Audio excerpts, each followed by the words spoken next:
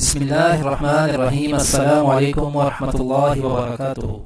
آج ہم رسول اللہ صلی اللہ علیہ وسلم کا بیمار کی عیادت میں بہت ہی خوبصورت فرمان بیان کریں گے انشاءاللہ۔ اس سے پہلے آپ سب سے گزارش ہے کہ اس ویڈیو کو آگے ضرور شیئر کریں۔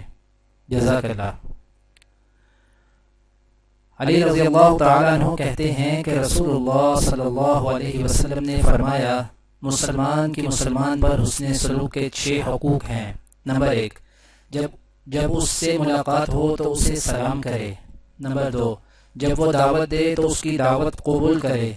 3، جب وہ چینکے اور الحمدللہ کہے تو جواب میں یرحمک اللہ کہے۔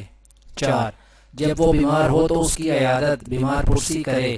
5، جب اس کا انتقال ہو جائے تو اس کے جنازہ کے ساتھ جائے۔ 6، اور اس کے لیے وہی پسند کرے جو اپنے لیے پسند کرتا ہے۔ دعا ہے کہ اللہ تعالیٰ دنیا اور آخرت کی تمام بھلائیاں عطا کرے اور عمل کی توفیق دے۔ سبحان ربک رب العزت عما یصفون وسلام علی المرسلین والحمد للہ رب العالمین۔ آمین۔